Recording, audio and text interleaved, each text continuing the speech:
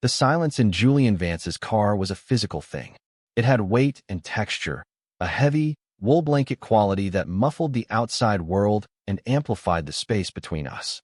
For the past 3 years, my world had been orchestrated by the sound of his voice, a low, confident baritone that could command a boardroom or soothe a frantic client with equal ease. I had cataloged every inflection, every subtle shift in tone. I knew the rumble that meant he was pleased, the clipped edge that signaled impatience, and the rare, soft cadence that appeared when he was talking about something that genuinely moved him, like the clean lines of a perfectly executed design. Now, that voice was absent, and I was left with the rhythmic thump of the tires on the highway, the whisper of the climate control, and the frantic, chaotic drumming of my own heart. I was an architect, a good one. My life was a series of controlled lines, calculated angles, and logical progressions. I designed spaces for people to live in, but my own life was a sterile, empty blueprint. I went to work at Vance Architecture. I came home to my quiet apartment. I ate dinner alone, and I sketched designs until my eyes burned. It was a life of precision and solitude, and I had convinced myself I was content with it. Julian Vance was the chaotic, vibrant splash of color in my grayscale existence. He was my boss, a man who moved through the world with an effortless grace that I could only ever hope to replicate on paper. He was all broad shoulders and easy smiles, with eyes the color of aged whiskey that seemed to see right through the careful facades people built around themselves, including mine. For 3 years, I had loved him from a safe distance. It was a quiet, hopeless kind of ache, a background hum beneath the surface of my professional life. It was manageable. I could admire the way his dark hair curled just over the collar of his shirt, the way he'd lean back in his chair and listen with an unnerving intensity, the scent of his cologne, sandalwood, and something sharp, like bergamot, that lingered in the elevator after he'd left. I could observe, I could analyze, I could yearn, but I could not touch. The professional boundary was a fortress, and my own fear was the moat. Then came the call about the Blackwood Peak project. A potential client, an eccentric billionaire, wanted to build a luxury eco-lodge on a remote mountain. The catch was, he was old school. He wanted to meet in person, on the site, and he wanted it done yesterday. A blizzard was forecast for the weekend. "Pack a bag, Miller," Julian had said, his voice crackling over the phone late last night. He rarely used my first name, Leo. I was always Miller. "We're driving up tomorrow. 6 a.m. sharp. The client is giving us a 48-hour window." And that's how I ended up here, in the passenger seat of his sleek, dark sedan, speeding north into the darkening maw of a winter storm. The inciting incident of my own personal disaster movie. The catalyst, as it were. He had picked me up from my apartment, and the brief moment he'd stood in my doorway, his presence filling my small, meticulously ordered living room, had felt like a violation of some fundamental law of physics. He didn't belong in my world. He was the sun, and I was a planet orbiting at a safe, unburnable distance. Now, the orbit had collapsed. He finally broke the silence, his voice a low vibration that seemed to travel from the leather seat straight into my bones. "You're quiet today, Miller." I kept my gaze fixed on the endless parade of pine trees blurring past the window. Just thinking about the site plan's a lie. I was thinking about the way his hand looked resting on the gearshift, the strong, capable set of his fingers. I was thinking about the fact that we would be alone, miles from civilization, for 2 full days. He made a soft, unconvinced sound. "Right. The plans," he glanced at me, and for a fraction of a second, his whiskey-colored eyes met mine. It was like a jolt of electricity. I quickly looked away, my face growing warm. I felt scrutinized, exposed. "You know, for a guy who designs these huge, open spaces for people to connect in, you're a hard man to read." My heart hammered against my ribs. He's trying to read me. The thought was both terrifying and exhilarating. I am not a book. I am a locked diary, and he is a man who probably doesn't believe in keys. "I'm a professional," I mumbled, the words sounding weak and defensive even to my own ears. "I know you are," he said, and the tone was softer now, less like a boss and more like something else. Something I couldn't define. "You're the best I've got. That's why you're here." The praise should have made me feel proud. Instead, it just twisted the knot of anxiety in my stomach. He saw me as an asset, a tool. a pair of skilled hands, and a sharp mind. Miller, not Leo. I swallowed hard and retreated back into the safety of my silence, watching the sky ahead of us turn a bruised, heavy purple. The first snowflakes began to drift down, melting against the windshield like tiny, fleeting ghosts. The silence returned, but this time it felt different. It was no longer empty. It was filled with everything I was too afraid to say. We drove for another hour as the snow intensified, the world outside shrinking to the twin beams of the headlights cutting through the swirling white. The easy confidence with which Julian handled the car on the increasingly slick roads was another item to add to the long list of things I admired about him. He was a man of action, of instinct. I was a man of contemplation and blueprints. We were opposites in every conceivable way, except for the shared space of this car, which felt smaller and more charged with every passing mile. We stopped once, at a roadside diner that smelled of stale coffee and fried bacon. The fluorescent lights hummed overhead, casting a sickly yellow pallor on everything. Julian ordered a black coffee and a slice of apple pie, his movements economical and sure. He charmed the weary-looking waitress with a simple, easy smile, and she returned with his pie a little faster than she did for the other patrons. I watched the exchange with a familiar, hollow ache in my chest. He collected people's affection like it was loose change, effortlessly. I had to work for every scrap of casual friendliness I received. "You should eat something," he said, nudging the menu toward me. "It's going to be a long night." I just shook my head, my stomach a tangled mess of nerves. "I'm fine." He studied me for a long moment, his brow furrowed slightly. That gaze. It felt like he was performing a structural analysis of my soul, looking for the stress points, the hidden flaws. "You worry too much, Leo." He'd used my name, my actual first name. The sound of it in his deep voice was so unexpected, so jarring, that I physically flinched. My coffee cup rattled in its saucer. He didn't seem to notice, or if he did, he didn't comment on it. He just took a slow sip of his own coffee, his eyes still on me over the rim of the mug. Leo. The name hung in the air between us, a strange and wonderful artifact. I replayed it in my mind, dissecting it. Was it a slip of the tongue? A conscious choice? Did it mean something? My brain, ever the analyst, went into overdrive, constructing and deconstructing scenarios, possibilities, implications.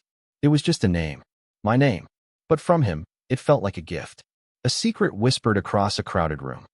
Back in the car, the intimacy of the moment lingered. The snow was a thick, relentless curtain now.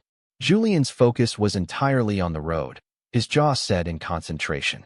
The easy charm from the diner was gone, replaced by a quiet, formidable competence. I found myself watching the muscles in his forearms tense as he corrected a slight skid, the way his knuckles were white on the steering wheel. He was protecting us. He was keeping us safe. The thought was deeply, shamefully comforting. My phone buzzed with a message from the hotel. I'd booked it online earlier, a quaint-looking lodge called the Pinecrest Inn, the only place with vacancies in the small town near the survey site.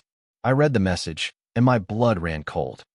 "There's a problem," I said, my voice barely a whisper. "Can it wait?" he asked, his eyes fixed on the treacherous road. "I don't think so. The hotel. They've overbooked. Because of the storm. Everyone's trying to get off the highway." I read the rest of the text aloud, my voice trembling slightly. "Due to a system error and the incoming blizzard, we have had to consolidate bookings. We have one room left for you. The Blackwood Suite. We apologize for the inconvenience." Julian was silent for a long time. The only sound was the frantic slap of the windshield wipers. I could feel his deliberation, the weighing of options. We couldn't turn back. The roads were too bad. There were no other hotels. "One room," he finally said, his voice flat and unreadable. "The Blackwood Suite," I repeated numbly. "It's their biggest one. Maybe it has 2 beds." The hope was a pathetic little flicker in the roaring inferno of my anxiety. "Maybe," he said, but his tone held no conviction. We arrived at the Pinecrest an hour later, the car crawling the last few hundred yards. The building was a sprawling log structure, glowing with warm, welcoming light against the snowy darkness. It looked like something out of a fairy tale that was about to become a nightmare. The lobby was chaotic, filled with stranded travelers. The air was thick with the scent of wet wool, wood smoke, and collective anxiety. Julian, with his commanding presence, cut a path through the throng to the front desk. I trailed in his wake like a nervous shadow. A harried-looking young man with flushed cheeks looked up at us. "Vance and Miller?" he asked, his eyes darting around. "That's us," Julian said, his voice calm and steady amidst the chaos. "It was an anchor, right? So sorry about the mix-up, Mr. Vance. The Blackwood Suite is all we have. It's our best room. Fireplace, sitting area, king-sized bed." He trailed off, his face reddening further as he seemed to finally register the implication of his own words. A king-sized bed. One bed. The words hit me with the force of a physical blow. One. Single. Bed. My mind went completely blank. All the complex architectural formulas, the load-bearing calculations, the principles of aesthetic design, all of it was wiped away, replaced by a single, screaming thought. I am going to have to sleep in the same bed as Julian Vance.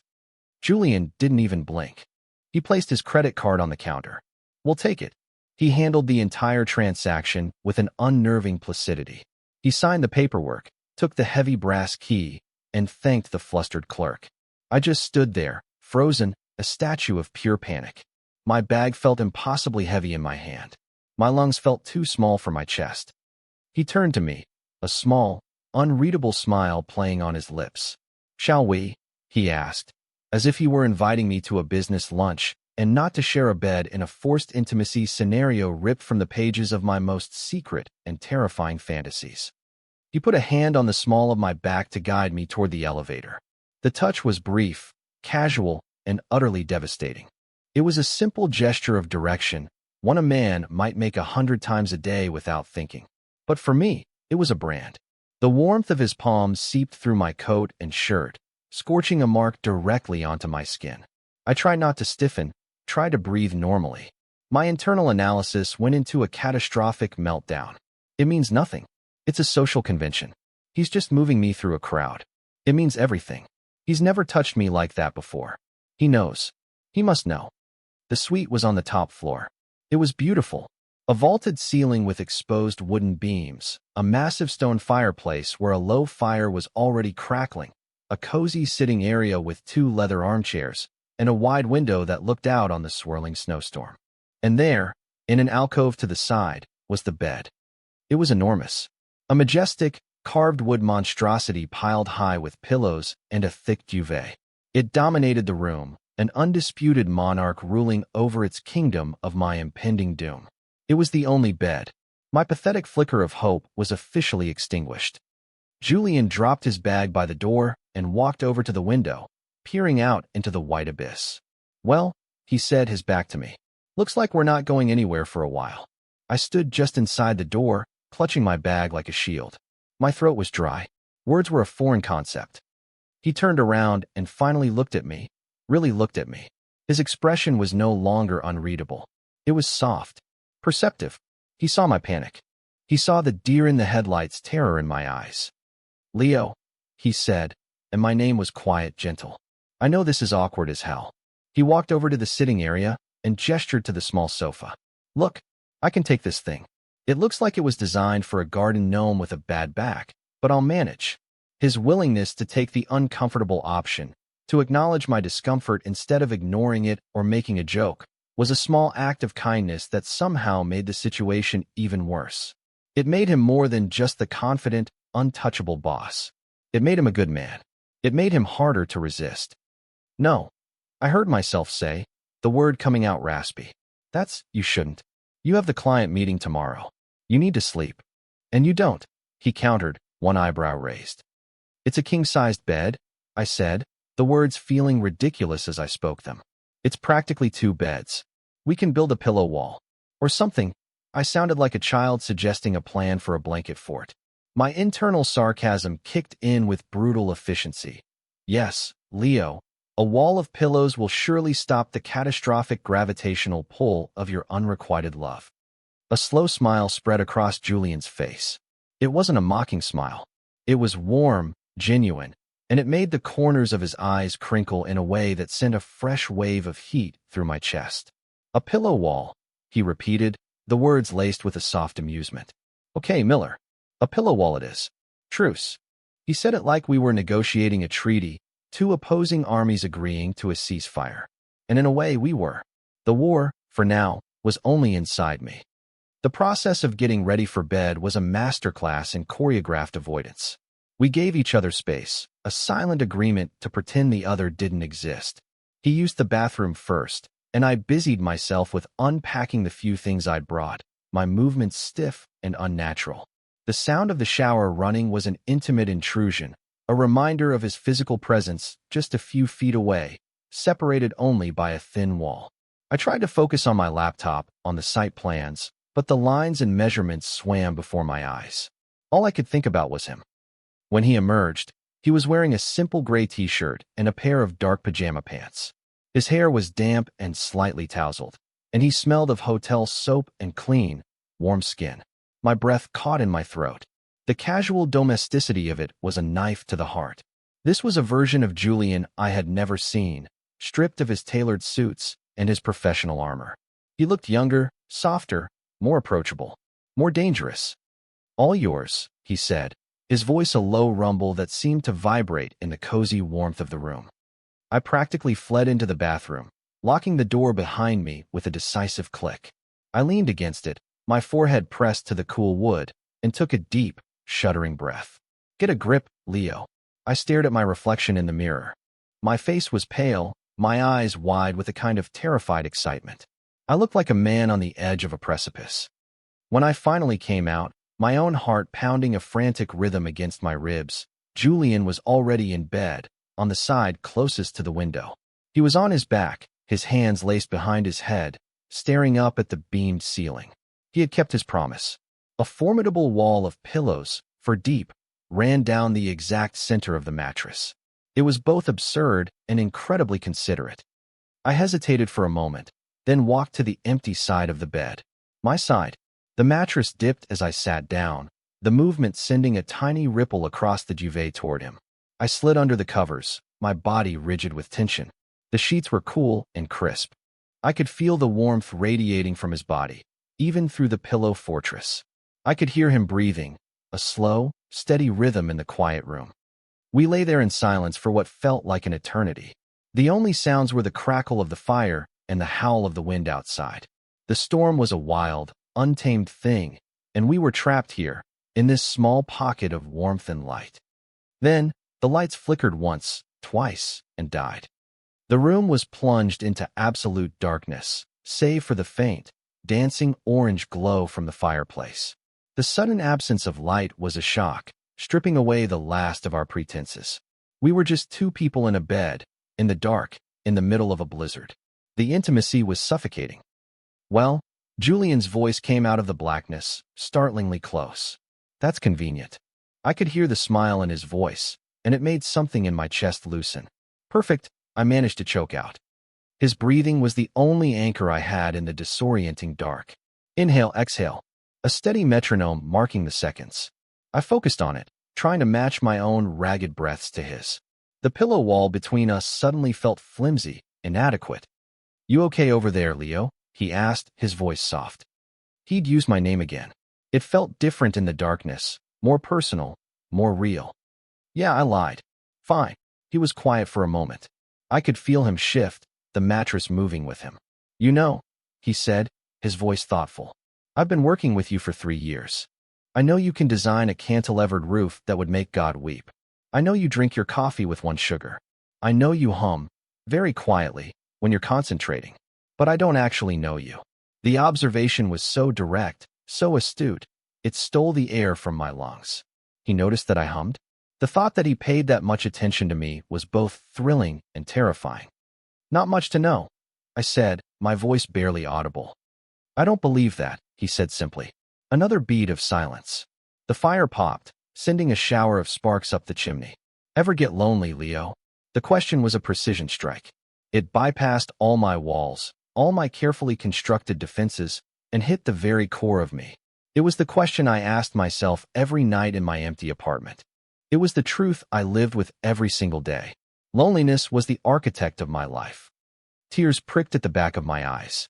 I was grateful for the darkness, for the anonymity it provided. I couldn't answer. I couldn't speak past the lump that had formed in my throat. He must have heard the hitch in my breath, the choked-off sound of my emotional unraveling. Because the next thing I felt was a shift in the bed, the rustle of fabric, and then the warmth of his hand covering mine over the top of the duvet. His touch was gentle, hesitant at first, then firm and sure. His fingers wrapped around mine, his thumb stroking softly over my knuckles. It wasn't a gesture of pity. It felt like an offering, an anchor in the storm. He didn't say anything else. He just held my hand in the dark.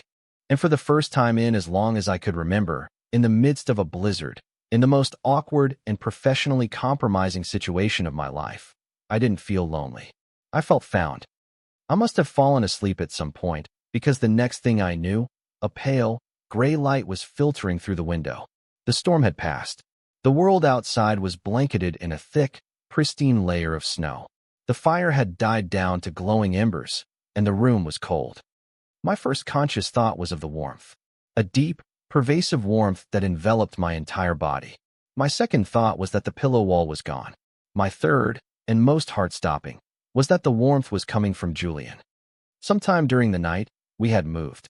I was on my side, facing him, and he was tucked against my back, one of his arms draped over my waist, his hand resting loosely on my stomach. His breathing was a warm, steady puff against the back of my neck. We were tangled together like we'd been sleeping this way for years. Panic, cold and sharp, sliced through the sleepy haze. I froze, every muscle in my body locking up. Don't move. Don't wake him. Just stop existing for a minute. My mind raced, trying to reconstruct the night. I remembered him taking my hand. I remembered the comfort of it. But I didn't remember this. I didn't remember turning toward him or him pulling me close. Had I done it in my sleep? Had he? His hand on my stomach was a heavy, searing weight. I could feel the individual heat of each of his fingers through my t-shirt. I was acutely aware of every point of contact between our bodies, the press of his chest against my back, his legs against mine. It was more intimacy than I had experienced in my entire adult life, and it was happening with the one person on earth who could shatter my world with a single word. I lay there for what felt like hours, listening to the sound of his slow, even breathing, my own heart hammering a frantic, terrified rhythm. I should move. I had to move. I had to untangle myself from him before he woke up and found us like this. But my body wouldn't obey. A part of me, a deep, traitorous part, wanted to sink back into his warmth, to stay here forever. Then, I felt him stir behind me. A low murmur escaped his lips, a sleepy, incoherent sound. His fingers tightened slightly on my stomach. This is it, the moment of reckoning. I held my breath, waiting for the inevitable recoil, the awkward apology, the professional line being hastily redrawn in the sand. Instead, he just shifted closer, his face nuzzling into the space between my shoulder blades. He let out a soft sigh of contentment, as if this was the most natural thing in the world. He didn't pull away. He held on. My carefully constructed world tilted on its axis. This wasn't an accident. This felt intentional. The realization sent a dizzying wave of hope and fear crashing over me. Was it possible? Could he feel something, too? Or was I just a convenient source of warmth in a cold room? Slowly, cautiously, I let out the breath I was holding. I didn't move away. I let myself stay, just for a moment longer, enveloped in the impossible, terrifying comfort of his arms. Eventually, the need to face the day and the client meeting became unavoidable. Julian stirred again, and this time I felt the moment he became fully awake. His body tensed for a fraction of a second, a silent acknowledgement of our position. I braced myself. He didn't pull away abruptly. He moved slowly, deliberately, his hand sliding from my stomach as he eased himself back to his side of the bed. The loss of his warmth was immediate and profound. I felt suddenly, desperately cold. I kept my back to him, my eyes squeezed shut, feigning sleep. I couldn't face him. I couldn't look at him without giving everything away. "Leo," he said, his voice husky with sleep. I didn't answer. "I know you're awake," he said, his tone gentle. Your breathing changed. Of course he noticed. He noticed everything. I took a deep breath and slowly rolled over to face him. He was propped up on one elbow, his hair a mess, his eyes soft and serious. The morning light painted him in shades of gray and silver. He looked beautiful. "Morning," I mumbled, my voice rough. He didn't smile. He just looked at me, his gaze intense. About last night, he started. Here it comes. The apology. The let's forget this ever happened. I'm not sorry, he said, cutting off my internal monologue. Are you? The question was so direct, so stripped of pretense, that it left me speechless. I could only shake my head, a tiny, almost imperceptible movement. No, I'm not sorry. I'm terrified, but I'm not sorry. A small, relieved smile touched his lips. Good. He reached out and brushed a stray piece of hair off my forehead. His fingers were warm against my skin, and the simple, tender gesture made my heart ache. We should get ready. Don't want to be late to meet our billionaire. He swung his legs out of bed, and just like that, the moment was over. The professional world came rushing back in. But something had shifted between us. The foundation had cracked. The carefully drawn blueprint of our relationship had been irrevocably altered. The day was a surreal blur. We drove the short distance to the site, the world outside a dazzling, sunlit landscape of fresh snow. The air was crisp and cold, smelling of pine and clean earth. We met the client, a surprisingly down-to-earth man named Arthur, who seemed more interested in Julian's thoughts on sustainable forestry than our architectural pitch. Throughout the hours we spent trekking through the snow, surveying the pristine landscape, I was acutely aware of Julian. He was all business, pointing out potential build sites, discussing sight lines and environmental impact. But every so often, his eyes would find mine across a snowy clearing, and there was a question in them, a silent communication that had nothing to do with architecture. At one point, I was taking a measurement near a steep, snow-covered embankment. My foot slipped on a patch of ice hidden beneath the powder. I flailed, my arms windmilling as I started to slide. Before I could fall, a strong hand gripped my arm, yanking me back to solid ground. I stumbled against Julian's chest, my hands landing on his solid torso for balance. My face was inches from his. I could see the flecks of gold in his whiskey-colored eyes, feel the warmth of his breath on my cold cheeks. He was holding me steady, his grip firm and unwavering. The world seemed to narrow to the space between us. Careful, he murmured, his voice a low vibration against my ear. He didn't let go right away. His hand lingered on my arm, his other hand coming up to rest on my back, steadying me. For a long, breathless moment, we just stood there, wrapped in an embrace that was born of necessity but felt like something much more. Thanks, I finally managed to say, my voice shaky. He gave me a small, crooked smile. Always, he said, and the single word was imbued with a weight that felt profound. He released me, and we went back to work, but the charge of that moment hung in the air between us for the rest of the day. Back in the hotel suite that evening, the tension was different. It was no longer the sharp, anxious hum of the previous night. It was a thick, heavy silence, filled with unspoken things. The pillow wall did not make a reappearance. Its absence was a statement. We ordered room service, eating in a comfortable quiet by the fire. I watched the flames dance, the light flickering across Julian's face, highlighting the strong line of his jaw, the gentle curve of his lips. He caught me looking, and instead of looking away in embarrassment, I held his gaze. Stop looking at me like that, he said, his voice quiet but firm. My heart dropped. Like what? I asked, my voice small. Like you're seeing the rest of your life, he said, his eyes searching mine. Unless you mean it. The breath left my body in a rush. It was a confrontation, a challenge, an invitation. He was laying all the cards on the table, forcing me to play my hand. All the fear, all the years of silent yearning, all the carefully constructed walls I'd built around my heart, they were nothing in the face of his directness. I couldn't speak. I couldn't form the words. So I did the only thing I could. I stood up, walked the few feet that separated us, and knelt in front of his armchair. I took his hand, the one that had held mine in the dark, the one that had caught me when I fell, and I brought it to my lips. I pressed a soft, trembling kiss to his knuckles. It was a surrender, a confession. He made a sound, a soft, sharp intake of breath. He threaded the fingers of his other hand into my hair, his touch surprisingly gentle. He tilted my head up, forcing me to meet his gaze. His eyes were dark with an emotion I couldn't name. Leo, he whispered, my name a prayer on his lips. And then he leaned down and closed the distance between us. His kiss was nothing like I had imagined. My fantasies had been full of desperate, hungry passion. This was slow. It was deliberate. It was a question.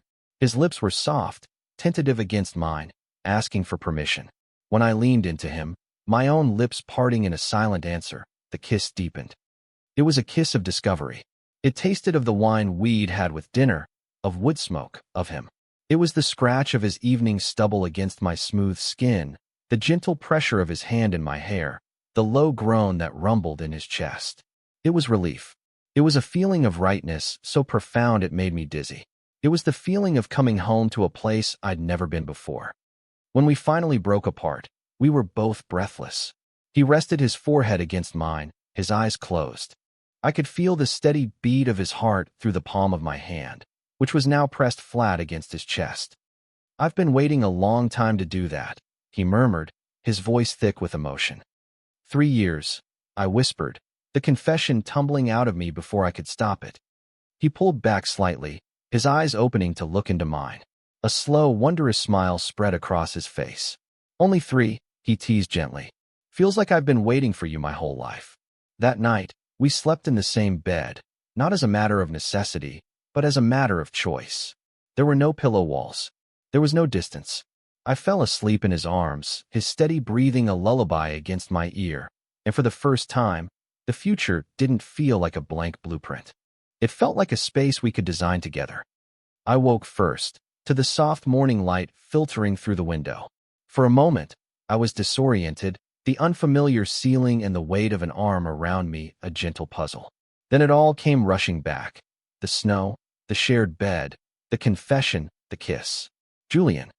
He was still asleep, his face turned toward me on the pillow.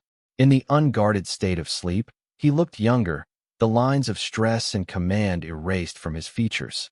His dark hair was a mess, falling across his forehead. His lips were slightly parted, a soft puff of air escaping with each breath. He was beautiful. An ache, sharp and sweet, bloomed in my chest. It wasn't the hopeless yearning of before. It was something new, something terrifyingly real. Panic began to creep in at the edges of my contentment. Cold, rational thought, my oldest and most trusted defense mechanism, began to assert itself. "What have you done, Leo? This is your boss. You've crossed a line that can never be uncrossed. You've risked your career, your stability, everything you've worked for, all for a night in a snowbound hotel." He was a man of action, of impulse. Maybe this was just that, a moment of proximity-fueled madness. A blizzard-induced lapse in judgment. The harsh light of day would come, the snow would melt, and he would retreat back behind the wall of professionalism, leaving me stranded in the emotional wreckage. The thought was a shard of ice in my gut. Carefully, holding my breath, I began the painstaking process of extricating myself from his arms. His hold was loose in sleep, and I managed to slide away from him, inch by agonizing inch. The loss of his body heat was a physical shock. I stood by the bed for a moment, looking down at him, my heart a painful knot in my chest. Then I turned and walked to the window, wrapping my arms around myself, creating a poor substitute for the warmth I'd just abandoned. The world outside was pristine, almost painfully bright. The sun glinted off the endless expanse of white. It was a new day, a clean slate. The thought offered no comfort. I heard the rustle of sheets behind me and knew he was awake. I didn't turn around. I kept my gaze fixed on the snow-laden pine trees, my posture rigid. The silence stretched, thick and heavy with unspoken questions. I could feel his eyes on my back. I waited for the words that would end it, the gentle but firm retraction. Instead of words, I heard the soft padding of bare feet on the carpet. He came to stand beside me at the window, not touching me, but close enough that I could feel the warmth radiating from him. We stood there for a long time, side by side, watching the sunlight on the snow. He was the one who finally broke the silence. "Good morning," he said, his voice quiet. I just nodded, unable to speak. He turned his head to look at me, his expression serious. "I don't regret last night, Leo," he said, his voice low and firm, each word a carefully placed stone building a bridge across the chasm of my fear. "Do you?" The directness of the question, the same one he'd asked yesterday morning, was my undoing. It was an offer of reassurance, a lifeline. All I had to do was take it. I finally turned to look at him, and he must have seen the storm of doubt and fear in my eyes. "No," I whispered, the word fragile but true. "I don't regret it. I'm just scared." "Of what?" he asked gently. "Of this," I said, gesturing vaguely at the space between us, at the room, at the whole impossible situation. "Of what happens when we go back, when the snow melts." A soft smile touched his lips. He reached out and took my hand, his fingers lacing with mine. His grip was warm and steady. "The snow will melt," he agreed. "We will go back. I will still be your boss. You will still be my best architect." He paused, his thumb stroking the back of my hand. "And I will still be the man who is completely, utterly, and terrifyingly in love with you." The words hit me with the force of a physical impact. "In love with you. Not I have feelings for you, not I'm attracted to you, love." He used the word I had been too afraid to even think to myself. Tears welled in my eyes, hot and sudden.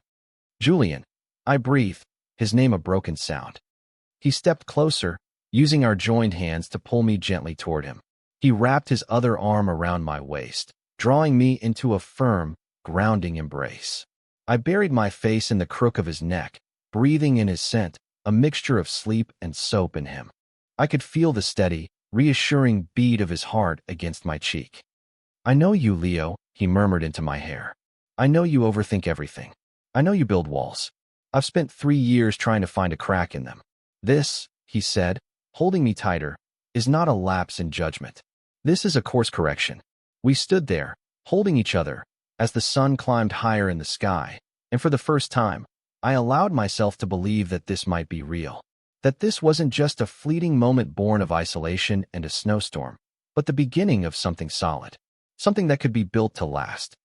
The drive back was the inverse of the drive up. The silence was no longer heavy with unspoken tension. It was light, filled with a comfortable intimacy. The world was no longer a blur of anonymous trees. Every detail seemed sharp and vibrant. As we descended from the mountains, my phone started to buzz, the world we'd left behind rushing back in a flood of emails and notifications. The office, responsibilities, the life where I was Miller and he was Mr. Vance. The old anxiety began to prickle at the edges of my newfound peace. The hotel suite had been a bubble, an alternate reality. Could what we'd found there survive the atmospheric pressure of our real lives? As if sensing my thoughts, Julian reached over and placed his hand on my thigh.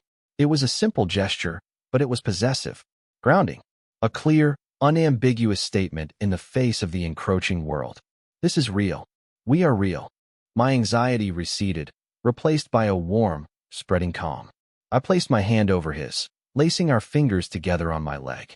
He gave my hand a squeeze, his eyes never leaving the road. He drove me all the way to my apartment building. When he pulled up to the curb, he killed the engine. This was it. The test. Does he say, "See you on Monday," and drive away, leaving our weekend encapsulated like a fossil in amber? He turned to me, his expression unreadable for a moment. "So," he said. My heart began to pound. "So," I echoed, my voice thin. He unbuckled his seatbelt. "Are you going to invite me in? Or am I going to have to stand on your doorstep looking pathetic until you take pity on me?" Relief washed over me so intensely it almost made me laugh. "I think I can spare you the public humiliation," I said, a real smile, wide and uninhibited, spreading across my face. He walked me to my door, carrying my bag for me. I fumbled with my keys, my hands suddenly clumsy. When I finally got the door open, I hesitated on the threshold. Turning back to him, I felt a wave of shyness. This was my space, my quiet, orderly, solitary space. Letting him into my car was one thing. Letting him into my home felt like letting him into the last, most private part of myself. He seemed to understand. He didn't push. He just waited, his whiskey-colored eyes soft and patient. "Leo," I took a deep breath and stepped aside. "Welcome to my life's work," I said, with a hint of self-deprecating humor. He stepped inside, and just as it had been 2 days ago, his presence seemed to fill the entire space. But this time, it wasn't an intrusion. It felt right. He looked around, his gaze taking in the neat stacks of books, the framed blueprints on the walls, the small, meticulously crafted architectural models on a long table. He walked over to the table, his fingers gently tracing the roofline of a miniature house I had designed. "This is you," he said quietly, a note of wonder in his voice. "All these clean lines, this perfect structure. But inside, it's all about creating a place for life to happen. A place for warmth. For a family." He turned to look at me, his eyes full of a profound understanding. "I was wrong," he said. "You're not hard to read at all. I just wasn't looking at the blueprints." I felt my carefully constructed walls crumble into dust, not with a crash, but with a soft, quiet sigh of relief. He saw me. He truly saw me. While he was still looking at my models, I went into the small kitchen and started making coffee, the familiar, domestic ritual a comforting anchor. The apartment was quiet, filled only with the soft gurgle of the coffee maker and the sound of his footsteps as he moved around my living room. It was a simple, ordinary moment, yet it felt more significant, more real, than anything I had ever experienced.